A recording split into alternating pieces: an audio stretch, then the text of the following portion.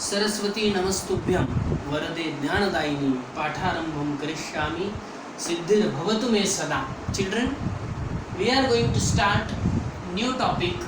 It is our द्वितीयः पाठः स्वर्णः काकः. It is a gadya part and this is a story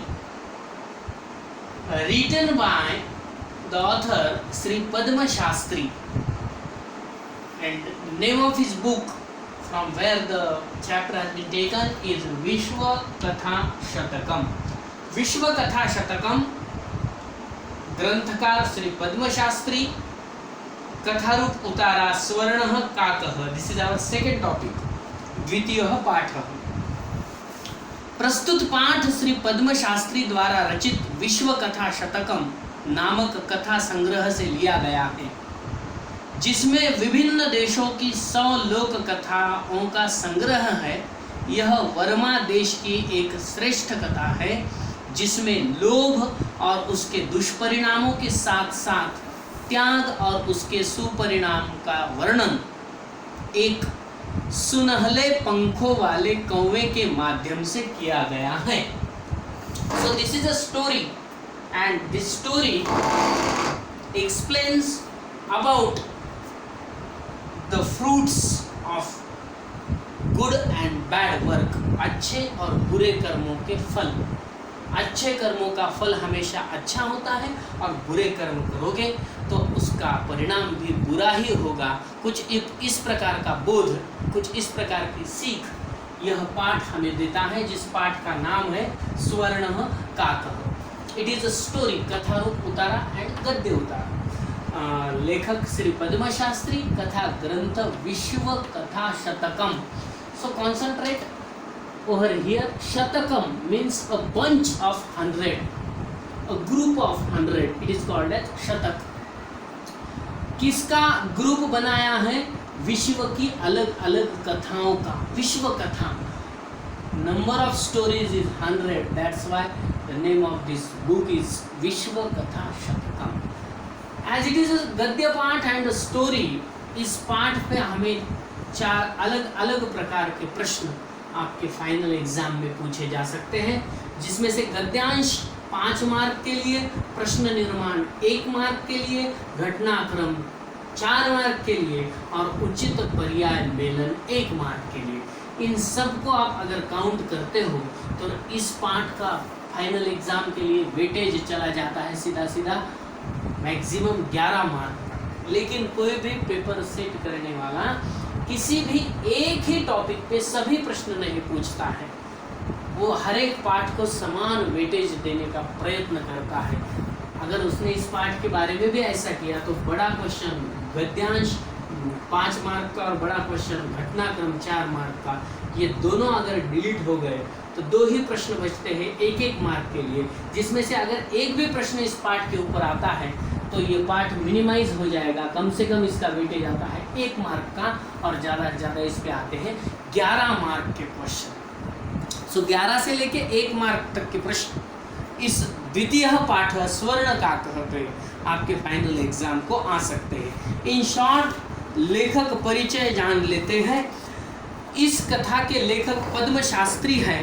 ये साहित्य आयुर्वेदाचार्य, काव्य तीर्थ, साहित्य रत्न, शिक्षा शास्त्री और रसियन डिप्लोमा आदि उपाधियों से भूषित है. इन्हें विद्याभूषण व आशु कवि मानद उपाधियां भी प्राप्त है. यह आशु कवि शब्द जो है, यह शब्द बना है आशु माने शीघ्र. आशु कवि, आशु माने शीघ्र, शीघ्र रूप से, तुरंत रूप से कविता करने वाले कवि को आशु कवि कुछ इस प्रकार की उपाधि से सम्मानित किया जाता है. ये पदवी है. जो झटपट कविता बनाता है उसे आशु कवि कहते हैं. आशु कवि मानद उपाधियां भी प्राप्त है. इन्हें सोवियत भूमि नेहरू पुरस्कार समिति और राजस्थान साहित्य अकादमी द्वारा स्वर्ण पदक प्राप्त है. इनकी अनेक रचनाएं हैं, जिनमें कुछ प्रमुख निम्नलिखित हैं. सिनेमा शतकम, स्वराज्य खंडकाव्यम, लेनिन अमृतम महाकाव्यम, मदिया सोवियत यात्रा, पद्य पंचतंत्रम, बांग्लादेश विजय, लोकतंत्र विजय, विश्व कथा शतकम, चाय शतकम, महावीर चरितामृतम।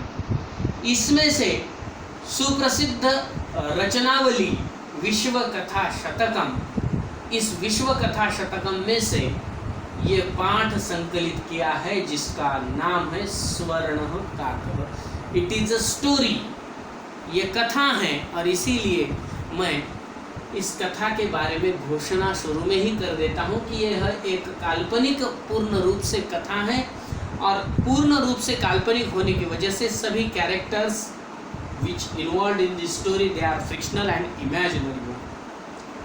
तो इस पाठ का अध्ययन हम आज से शुरू करते हैं। इस पाठों के उच्चारों की तरफ हम चलते हैं। चलिए।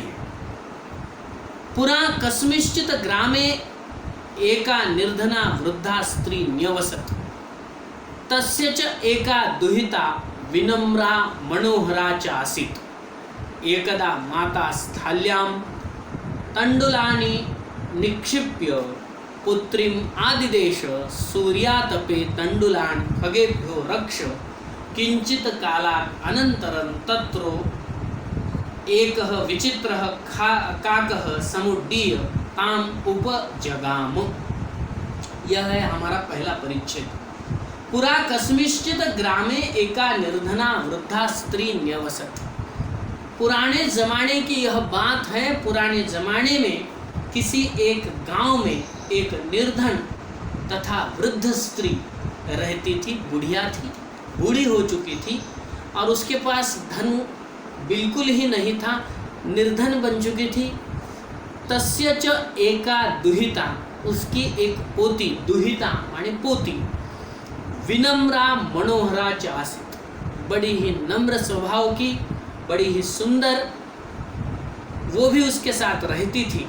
एकदा माता स्थाल्यां तंडुलान निक्षिप्य पुत्रीम आदिदेश, माँ ने एक बार कुछ चावल किसी थाली में रख दिए और अपनी पुत्री को आदेश दे दिया कि सूर्यातपे तंडुलान खगेभ्यो रक्ष। सूरज की धूप में इस पूरे चावल को रख और पंछियों से इसका रक्षण कर।